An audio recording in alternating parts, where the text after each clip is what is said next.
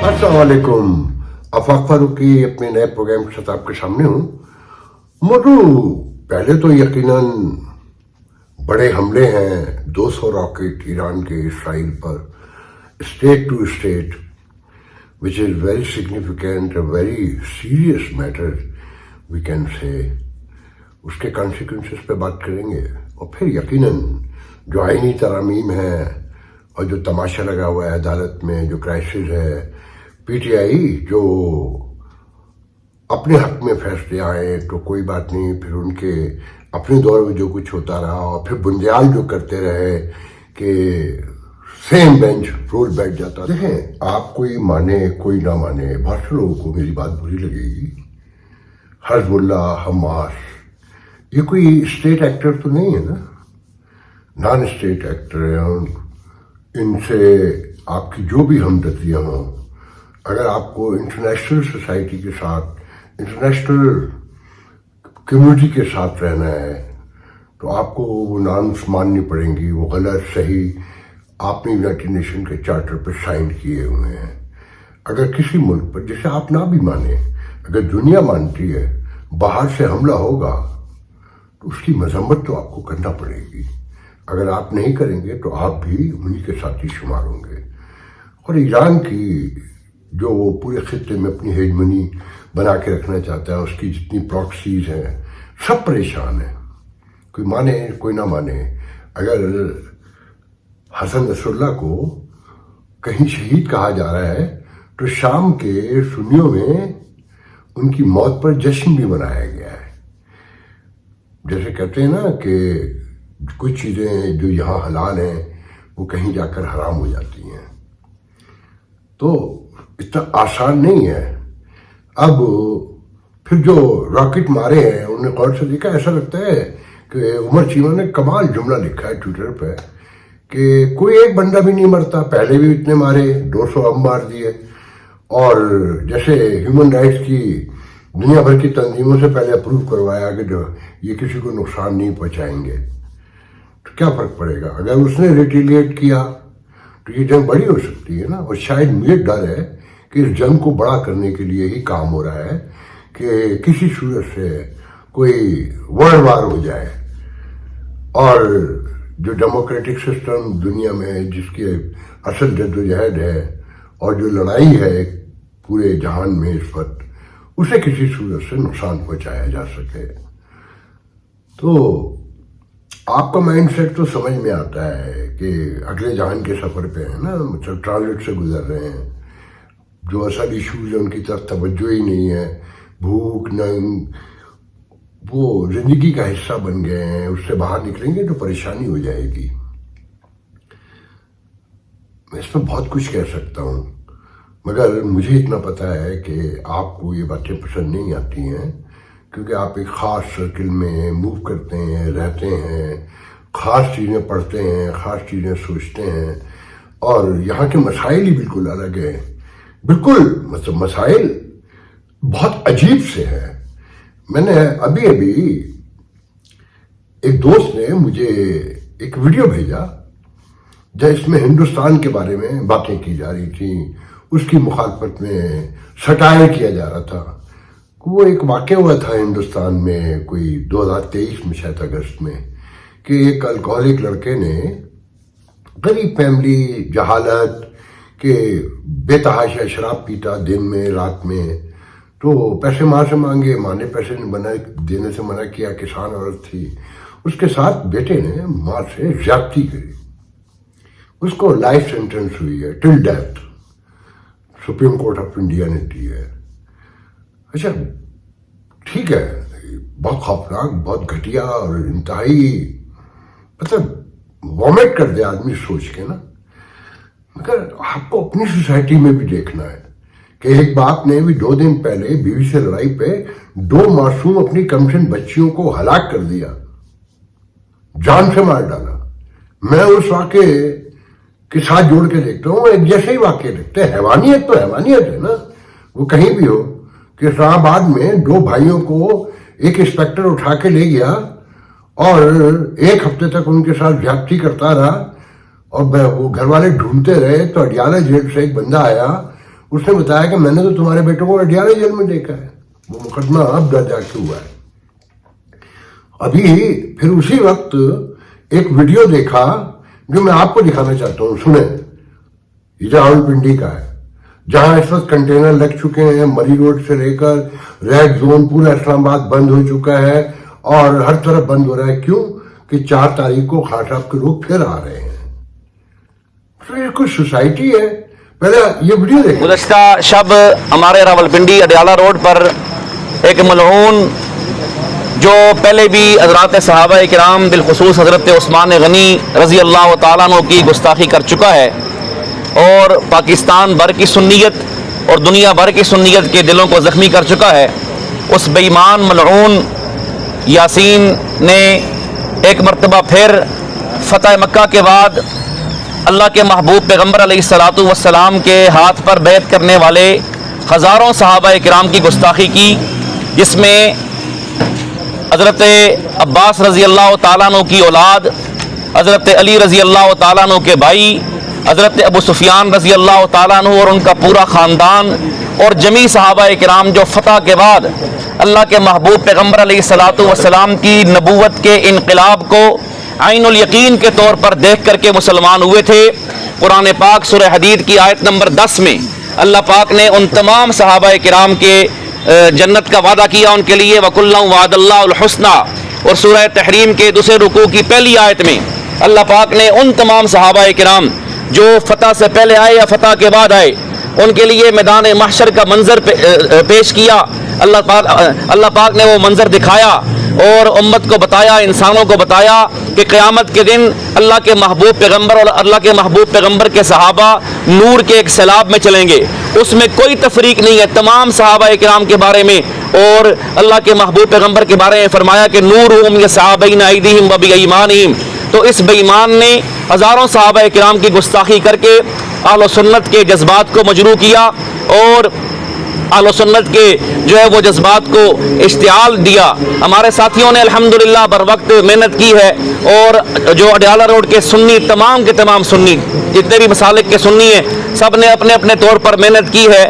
ہماری جماعت جو سنی علماء کونسل ہے اس کے ذمہ داروں نے محنت کی ہے, یہاں ان کی مدعیت میں FIR ہو چکی ہے, اور اسی طرح تحریک لبیک اور دیگر ہماری جماعتیں وہ بھی یہاں الحمدللہ موجود ہیں. ہمارے ساتھی بھی عصر کے وقت سے یہاں پہنچے ہوئے ہیں, دیگر احباب بھی یہاں موجود ہیں, اور ہم سنیت کے عنوان پر اکٹھے ہیں انشاءاللہ.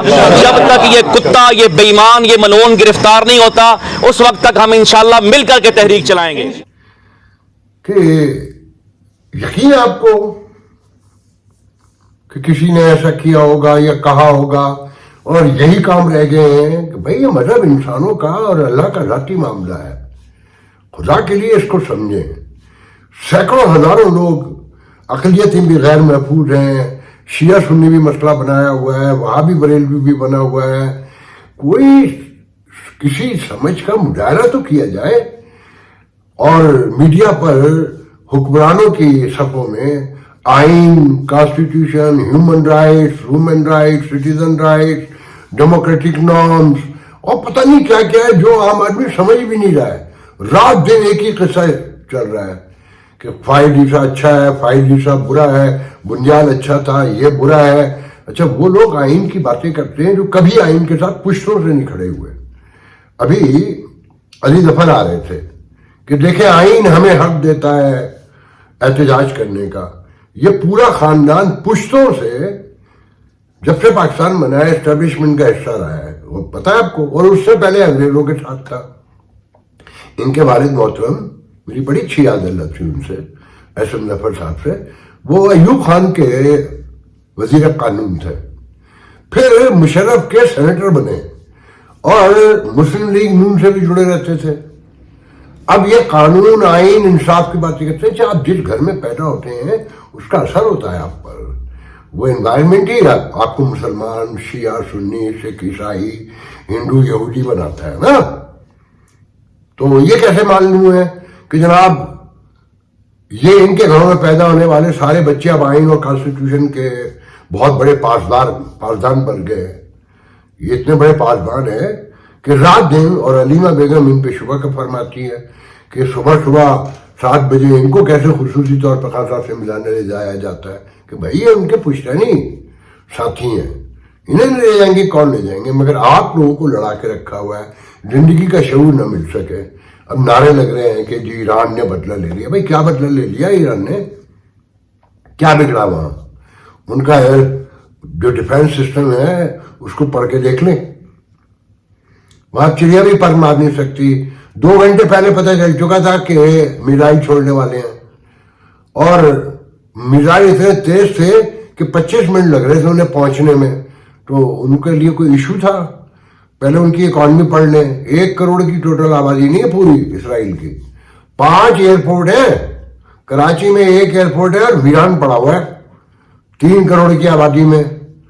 اور ایک ایئر لائن کے پاس ان کے پاس 48 جہاز ہیں. آپ کے پورے 25 کروڑ کی آبادی میں جو نیشنل ایئر لائن ہے 18 جہاز ہیں, جس میں سے 12 خراب ہیں. پڑھے تو ذرا. تو لڑنے کے لیے یہ وہ دنیا نہیں ہے. اور پھر یہ سوچ کے ترقی کا خواب دیکھنا کہ ہمیں ترقی کر کے اس سے بدلہ لینا ہے, تو کچھ نہیں ہوتا. ایک انگلی کہیں اٹھتی ہے نا تو 4 اپنی طرف ہوتی ہیں. بہت غور سے دیکھیں ان ساری چیزوں کو. تو کچھ نہیں ہونے جا رہا. ایران پر اگر وہ حملہ بھی کرے گا تو یہ دوبارہ بھی کرنے سے کچھ نہیں ہوگا, مگر جنگ بڑی ہو جائے گی. جو خطے میں ایک پراسپیرٹی آ رہی تھی, وہ دیکھا ہوگا بہت سے لوگوں نے کہ شہزادہ سلمان نیتن یہاں سے فون پر بات کر رہے ہیں, اور کیا وہ ایک دوسرے کو کس کر رہے ہیں, لو کر رہے ہیں, اور جس طرح سے وہ منگل نظر آتے ہیں آپس میں, وہ سب دیکھا ہوگا نا. تو ایک ملک ہے جو پورے خطے کو ڈرا رہا ہے. وہ کہہ رہا ہے نا کہ اگر ہم پہ دوبارہ حملہ ہوا اور جس جگہ سے بھی گزر کے آئیں گے, جس اسپیس سے, وہ بھی سوچ لیں, مطلب ہم ہر طرف ماریں گے. تو نہ خود ترقی کر رہے ہیں, نہ دوسروں کو کرنے دیں گے, نہ آگے بڑھ رہے ہیں, نہ آگے بڑھنے دیں گے. وہ بند کر کے رکھا ہوا ہے. پھر آپس میں اتنے مسائل ہیں کہ اللہ مولا پیر. یقین نہیں آتا کہ ایک مذہب کے ہی ماننے والے ایک دوسرے سے کتنی نفرت کرتے ہیں. چھوٹی چھوٹی سی بات پر ایک دوسرے کو مار ڈالنے پہ لگے رہتے ہیں. میں تو حیرانی سے دیکھتا ہوں. بس سمجھ میں نہیں آتا کہ کیا واقعی کوئی قانونی قدرت نے فیصلہ کر رکھا ہے کہ ان کو کینٹوپ جو ہے نا پہنا دیے گئے ہیں کہ یہ سوچنے سمجھنے سے آ رہی ہیں. بہرحال آگے بڑھتے ہیں کہ جی اسلام آباد بند پڑا ہے, پھر کنٹینیو بند ہے, اور 4 تاریخ کو پہنچنا ہے جی, ڈی چوک پہنچنا ہے, کیونکہ شنگھائی کانفرنس ہونے والی ہے. سی پیک کو روکنا ہے. لو امپریشن تو یہی ہے نا, کوئی مانے کوئی نہ مانے. اور ظاہر ہو رہی ہے آئینی ترمیم پہ. حالات یہ ہے کہ وہ 80 سال کے بزرگ ہیں عرفان صدیقی صاحب, وہ فرماتے ہیں کہ جی ہمارا مولانا سے کافی حد تک کنسنسس پیدا ہو گیا ہے اور چیزیں ایگریمنٹ کی طرف بڑھ رہی ہیں. مرتضیٰ صاحب, ان کے کامران مرتضیٰ جو ہیں, جو ان کے سینیٹر ہیں, اور بڑے گریسفل اور بڑے ایلیگنٹ سے آدمی رکھتے ہیں, میں تو انہیں پرسنلی نہیں جانتا, وہ پہلے بھی کہہ چکے تھے کہ نہ ہم نے مسودہ دیکھا تھا, نہ ہمیں پتا تھا, نہ کسی نے کچھ بتایا تھا, یہ جو کچھ کہہ رہے ہیں ہمارے علم میں نہیں ہے. آج پھر وہ یہی کہہ رہے ہیں کہ اسی پوزیشن پہ وہیں کھڑے ہیں جہاں پہلے کھڑے تھے. پیپلز پارٹی نے ایک مسودہ شیئر کیا ہے جس پہ ان کی نیگوسیشن ہو رہی ہے بلاول بھٹو سے. آج بھی لوگ ملے ہیں, نویل قمر وغیرہ سارے گئے ہیں, اور محسن نقوی بھی گئے ہیں. محسن نقوی پیپلز پارٹی کے آدمی کے طور پہ سمجھے, اور اسٹیبلشمنٹ کے تو ہیں ہی وہ. تو صورتحال یہ ہے, مگر شبہ پیدا کیا جا رہا ہے. پھر MNA اٹھائے جا رہے ہیں, غائب کیے جا رہے ہیں, گھروں پہ چھاپے مارے جا رہے ہیں, ان کے گھروں میں چوریاں بھی ہو رہی ہیں. یہ کون سی جمہوریت ہے بھائی؟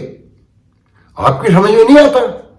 آپ ایک دوسرے کو گالی دینے پہ لگے ہوئے ہیں, لڑنے پہ لگے ہوئے ہیں, مارنے پہ, نفرتوں کے اظہار پر, ایک دوسرے کی نفرت میں اور محبت میں.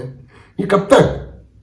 اور پھر آپ PTI کو دیکھیں, بڑے غور سے دیکھیں. میں بخدا بتا رہا ہوں, میں کسی کے ساتھ نہیں ہوں.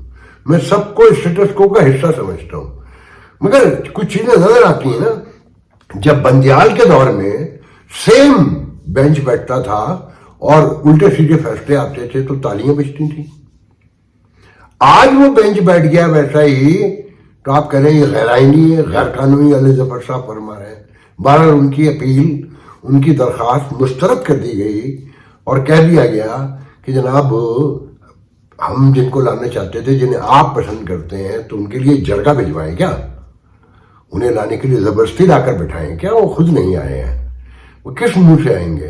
اور اپنی ایمانداری سے بتائیں کہ عقل میں آتی ہے یہ بات, یہ فیصلہ سمجھ میں آتا ہے یا کانسٹیٹیوشن میں کہیں لکھا ہے تو دکھائیں کہ آپ ووٹ بھی نہیں دے سکتے مخالفت میں, اور اس کے آپ نے اگر فیصلہ کیا ہے ووٹ دینے کا تو آپ نااہل بھی ہو جائیں گے.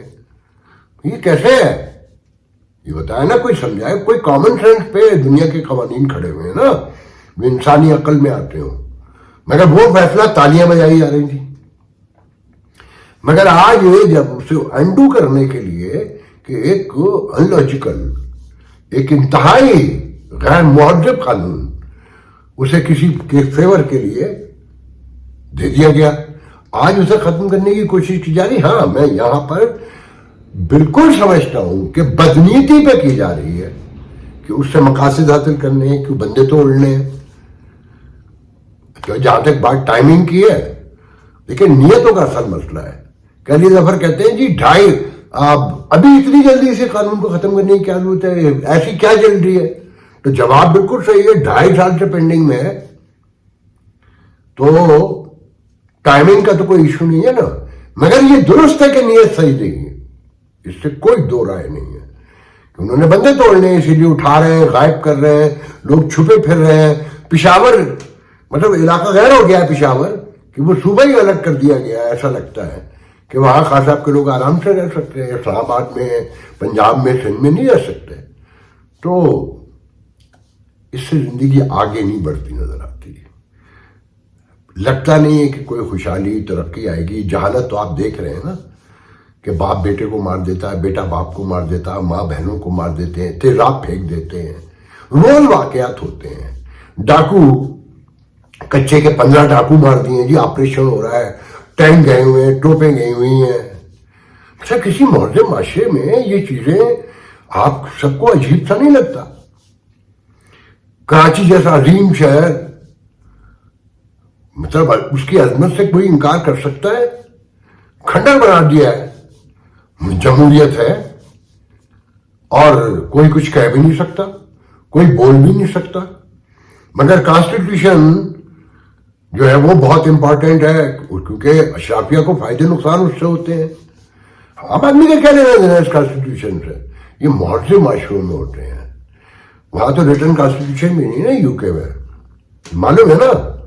مگر ایک مہذب قوم ہے, اور مہذب قومیں, مہذب افراد, خاندان ہی آگے بڑھتے ہیں. یاد رکھیں کہ جن کے گھروں میں پھوٹ ہوتی ہے نا, وہ کتنی بھی محنت کر لیں, کتنی خواہشات رکھتے ہوں, وہ آگے نہیں بڑھتے کبھی. بنا بنایا بھی سب ختم ہو جاتا ہے, دیکھتے دیکھتے ہاتھوں سے نکل جاتا ہے, ایسے جیسے ریت نکل گئی. بہت کوئی دیکھا ہے, بہت قریب سے دیکھا ہے چیزوں کو, کہ اپنے گھر کی پھوٹ ختم کر دیتی, جلا کے بھسم کر ڈالتی ہے. نسلیں تباہ ہو جاتی ہیں کسی ایک فرد کی غلطی سے, کسی 2 افراد کی غلطی سے. نسلیں کی نسلیں برباد ہو جاتی ہیں. یہ تو پھر 25 کروڑ ہیں جو آپس میں الجھے ہوئے ہیں. میں تو آپ کو سمجھانے ہی, دیکھیں میں کوئی دانشور نہیں ہوں, میں نے تو زندگی سے جو سیکھا ہے میں وہ بتا رہا ہوں, کہ ایک مہذب قوم میں رہنے کے جو تھوڑی بہت لرننگ کر سکا ہوں وہ سمجھانے کی کوشش کرتا ہوں.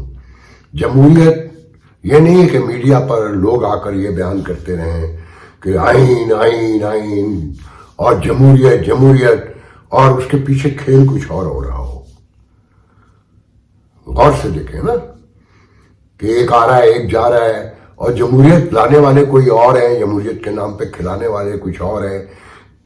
یہ روز کی مرہ کی باتیں ہیں نا. مطلب بہت سی باتیں ہیں کہنے کو, میں بہت سی چیزیں دیکھتا ہوں, مگر حیرانی بھی ہوتی ہے, شرم بھی آتی ہے, اور بہت تکلیف ہوتی ہے, اور روکنا بھی انہیں مشکل ہوتا ہے, بیان کرنا بھی مشکل ہوتا ہے. میں صرف آپ کو یہ بتا سکتا ہوں ایک منظم معاشرے میں رہنے کے بعد کہ یہ معاشرہ مکمل ٹوٹ چکا ہے. یہاں جو کرپشن آپ سمجھتے ہیں نا, وہ 1% بھی آپ کے دماغ میں نہیں آتی ہے. مطلب مکمل اسٹرکچر, ہر آدمی جو نہیں بھی کرپشن چاہتا ہے اس کا حصہ ہے یہ کہہ کر کہ اگر میں بولوں گا تو مجھے نکال دیں گے, مجھے مار دیں گے, تو وہ انہیں ہیلپ آؤٹ کر رہا ہوتا ہے. بھوک سے ننگ سے مر رہے ہیں, آئی ایم ایف کے پیسے $1.2 بلین ہی ملے نا, 80 کروڑ روپے کی گاڑیاں خرید لیں. ان گاڑیوں کی لش پش دیکھیں جن پہ پروٹوکول کے ساتھ نکلتے ہیں. اس ملک کی آدھی پولیس, آپ یقین کریں جو آپ کو دکھایا جاتا ہے وہ کچھ بھی نہیں ہے, آدھی پولیس سے زیادہ ان امیروں کے گھروں میں پروٹوکول میں اور ان کی خدمتوں میں لگی ہوئی ہے. اگر یہی قصہ سے سناؤں تو آپ حیران رہ جائیں گے, مگر پھر وہی بات آتی ہے کہ بھئی ایک اکیلا آدمی کتنا بولے گا, کتنا سمجھائے گا. میں تو صرف دیکھیں اس وقت ایشو یہ نہیں ہے کہ جمہوریت رہے یا نہ رہے. جمہوریت تو ایک منظم معاشرے کے لیے نا, جہاں شعور ہو, جہاں ووٹ کی امپورٹنس کو لوگ سمجھتے ہوں, جہاں کانسٹیٹیوشن کم از کم 70% لوگوں نے تو پڑھا ہوا ہو, اس کو پھر سمجھا بھی ہو. یہاں تو ایک بڑی آبادی ہے جو بہت بڑی مسلمان ہے مگر کلمے کے علاوہ اور شاید کلمہ بھی پورا نہیں آتا. پہلے تو ادارے درست کیے جائے, پہلے آپس میں جڑا جائے, یونٹی ہو.